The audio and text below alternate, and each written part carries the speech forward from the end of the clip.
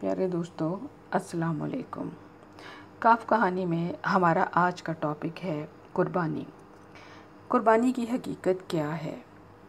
ہماری دعا ہے کہ مولا کریم ہمیں حقیقی قربانی کی توفیق عطا فرمائے۔ قربانی لفظ قرب سے بنا ہے۔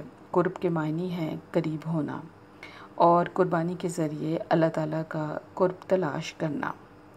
قرآن پاک میں ارشاد ہے، تم اس وقت تک فلاح نہیں پاؤ گے جب تک اپنی سب سے پیاری چیز اللہ کی راہ میں قربان نہ کر دو گے۔ ہمیں غور کرنا چاہیے کہ ہمارے پاس سب سے پیاری چیز کیا ہے جس کی قربانی اللہ پاک مانگ رہے ہیں۔ لیکن ایسی قربانی اسی ہستی سے مانگی جاتی ہے جو اللہ سے محبت کرے اور اسے تلاش کرنے کا دعویٰ کرے۔ قرآن پاک میں ارشاد ہوا ہے کہ نہ تمہارا گوشت اس تک پہنچتا ہے اور نہ خون، صرف تمہارا تقویٰ پہنچتا ہے۔ اسلام اصل میں قربانی سے عبارت ہے۔ تمہارا نماز اور روزہ تمہارے جسم اور اس کی طاقت کی قربانی ہے۔ زکوٰۃ مال کی قربانی ہے، اور جہاد تمہارے وقت و ذہنی اور جسمانی صلاحیت کی قربانی ہے۔ حضرت ابراہیم خلیل اللہ کے برگزیدہ بندے، جنہوں نے اللہ کی محبت میں بہت بڑی بڑی قربانیاں دیں، اور اللہ پاک نے انہیں قبول بھی فرمایا۔ ان کی کہانی نمرود سے شروع ہوتی ہے۔ نمرود ملک بابل کا بادشاہ تھا، جس کا موجودہ نام عراق ہے۔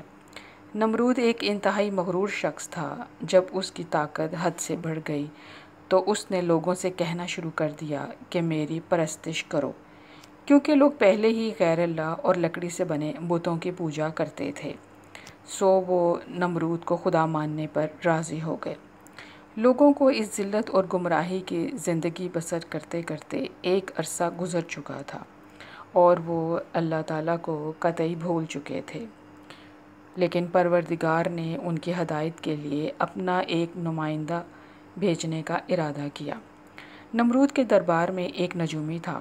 اس نے نمرود کو بتایا کہ آپ کی سلطنت میں ایک بچہ پیدا ہونے والا ہے، وہ آپ کی سلطنت اور بت پرستی کو ختم کر دے گا اور لوگوں کو سچے دین کی طرف بلائے گا۔ یہ سن کر نمرود پریشان ہوا، اور اس نے حکم دیا کہ بابل میں پیدا ہونے والے ہر بچے کو قتل کر دیا جائے۔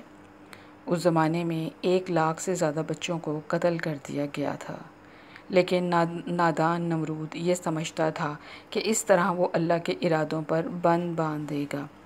لیکن اس زمانے میں ایک خاتون جو بابل میں رہتی تھی وہ حاملہ تھی۔ جب بچے کی پیدائش کا وقت آیا تو وہ شہر سے نکل کر ایک غار میں چلی گئیں۔ انہوں نے اسی غار میں ایک بچے کو جنم دیا اور خدا سے دعا مانگی کہ آپ اس کی حفاظت کریں، اور پھر وہ بچے کو وہاں چھوڑ کر نکل آئیں۔ اگلے روز چھپ کر وہ دوبارہ اپنے بچے کو دیکھنے غار میں آئیں تو بچہ اپنا انگوٹھا منہ میں لے کر چوس رہا تھا۔ اللہ پاک نے بچے کے انگوٹھے میں دودھ جاری کر دیا تھا۔ یہ بچہ کوئی عام بچہ نہیں بلکہ حضرت ابراہیم علیہ السلام تھے۔ یوں حضرت ابراہیم کو غذا پہنچتی رہی۔ جب وہ آپ 7 سال کے ہو گئے تو شہر میں آ گئے، والدہ اور چچا کی فیملی کے ساتھ رہنے لگے، اور پھر بچپن سے لے کر برسوں بت پرستی کے خلاف لڑتے رہے اور لوگوں کو سمجھاتے رہے کہ تم ان بتوں کی پوجا کرتے ہو جو خود کو اور تمہیں کوئی نفع نہیں پہنچا سکتے۔ دوستو، یہ سن کر نمرود اور اس کے ساتھیوں نے فیصلہ کیا کہ حضرت ابراہیم علیہ السلام کو آگ میں جلا کر ختم کر دیا جائے، مگر اس واقعے میں اللہ پاک نے انہیں اپنے فضل و کرم سے بچا لیا اور آگ اللہ کے حکم سے ٹھنڈی پڑ گئی۔ دوستو، جب حضرت ابراہیم اللہ پاک کی آزمائشوں پر پورا اترتے تو اللہ نے ان سے فرمایا کہ میں تمہیں لوگوں کا امام بناؤں گا۔ حضرت ابراہیم نے عرض کی کہ میری اولادوں کو بھی امام بنائیں۔ اللہ پاک نے ان کی یہ دعا قبول فرمائی، اور ہمارے نبی پاک صلی اللہ علیہ وسلم بھی آپ کی اولادوں میں سے ہیں۔ حدیث شریف میں بیان کیا گیا ہے، نبی پاک صلی اللہ علیہ وسلم کے بعد حضرت ابراہیم ہی دنیا اور آخرت کے عظیم انسان ہیں، اور نبی پاک صلی اللہ علیہ وسلم کے جد امجد ہیں، اور اللہ نے انہیں خلیل اللہ کا خطاب عطا کیا۔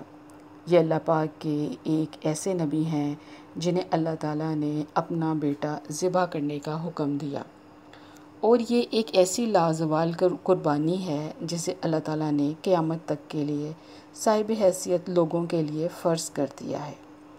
اللہ پاک انسانوں سے قرآن پاک میں فرماتے ہیں، تم ہرگز اس بھلائی تک نہیں پہنچ سکتے جب تک کہ تم اپنی سب سے پیاری چیز اللہ تبارک و تعالیٰ کی راہ میں قربان نہ کر دو۔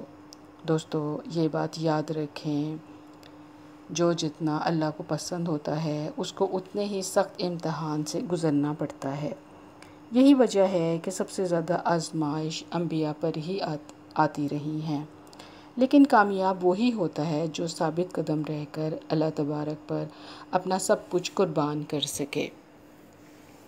حضرت ابراہیم کو پیدائش سے لے کر آخری عمر تک بڑی آزمائشیں آئیں، اور اللہ نے انہیں اپنا خلیل بنا لیا، یعنی کہ دوست۔ حضرت اسماعیل حضرت ابراہیم علیہ السلام کے بیٹے ہیں، جو آپ کو بڑھاپے میں عطا ہوئے، اور آپ ان سے بہت محبت کرتے تھے۔ وہی ان کے بڑھاپے کا سہارا تھے اور دین کو پھیلانے کے لیے ان کے چشم و چراغ تھے۔ ایک رات اللہ پاک نے خواب میں حضرت ابراہیم سے فرمایا، اے ابراہیم، اپنی سب سے پیاری چیز میری راہ میں قربان کر دو، اور حضرت اسماعیل قربانی کے لیے تیار ہو گئے۔ لیکن اللہ پاک نے اپنی قدرت سے ان کے ہاتھوں ان کا بیٹا ذبح ہونے کی بجائے مینڈھے کی قربانی کروائی، جیسا کہ آپ سب لوگ جانتے ہیں۔ یہ قربانی کا عظیم الشان واقعہ حضرت ابراہیم سے منسوب ہے، جو نبی پاک صلی اللہ علیہ وسلم کے جد امجد ہیں۔ حضرت ابراہیم اس آزمائش پر پورے اترے، اور یہی آزمائش انہیں انتہائی بلندیوں پر لے گئی۔ دوستو، قربانی کی حقیقت یہ ہے کہ آپ ہر چیز اللہ کی رضا پر قربان کرنے کا جذبہ بھی رکھیں، اور اپنے نفس کی قربانی بھی آنی چاہیے۔ اپنے نفس کو اللہ پر قربان کرنا اور اللہ کی مرضی پر زندگی گزارنا، یہی سب سے بڑی اور خاص بات ہے کہ انسان اپنی نفسانی خواہشات اور غیر ضروری دنیاوی حاجات کو قربان کرتا رہے، جن کی وجہ سے انسان حق تعالیٰ سے دور ہوتا ہے۔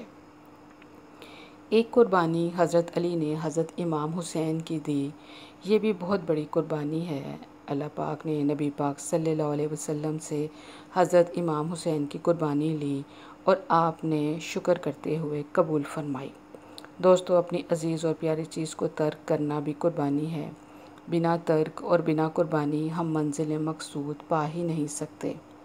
عید الاضحیٰ پر قربانی کا ایک مقصد اللہ پاک کا یہ ہے کہ وہ غربا اور مساکین اس گوشت سے سیر ہو سکیں، اور ہر خاص و عام یہ قربانی کا تبرک پا سکیں جو سارا سال گوشت نہیں کھا سکتے، ان تک بھی یہ گوشت پہنچ سکے، اور مولا ہمیں حقیقی قربانی کی توفیق عطا فرمائے۔ دوستو، اللہ کے کچھ بندے ایسے ہیں جو ہر لمحہ بلمحہ اللہ پر قربان ہوتے ہی رہتے ہیں، مگر باقی لوگ سال میں ایک مرتبہ ہی اپنے مال سے جانور قربان کرتے ہیں۔ لیکن سارے معاملے نیت کے ہیں۔ نیت اگر نیک ہو تو قربانی قبول ہوتی ہے، ورنہ سب بیکار ہے۔ اصل قربانی تو حضرت ابراہیم کی حضرت اسماعیل سے گفتگو تھی، باقی مینڈھے کی قربانی تو اس کا فدیہ تھی۔ ہمیں دمبا تو یاد رہا، مگر گفتگو اور جذبہ یاد نہ رہا۔ قربانی سنت ابراہیمی ہے، اسے کرنے سے گناہ دھلتے ہیں، مگر حلال پیسے سے یہ قربانی جائز ہے، حرام پیسے سے نہیں۔ کیا لوگ یہ سوچتے ہیں کہ ہم قربانی کے لیے جو جانور خرید رہے ہیں اس میں کتنے پیسے حلال کمائی سے ہیں؟ دوستو، سنت ابراہیمی سے پہلے ان کی حیات مبارک مکمل جان لیں، قربانی کا مقصد سمجھ لیں، اس میں رب کی حکمتیں جان لیں، اور حکمت والی سنت پر غور کریں، اور اللہ کا فضل اپنی اور اپنی فیملی کے لیے حاصل کریں۔ مہربانی فرما کر ریاکاری کی قربانی مت کریں۔ مولا ہمیں بھی حقیقی قربانی کی توفیق عطا فرمائے، آمین۔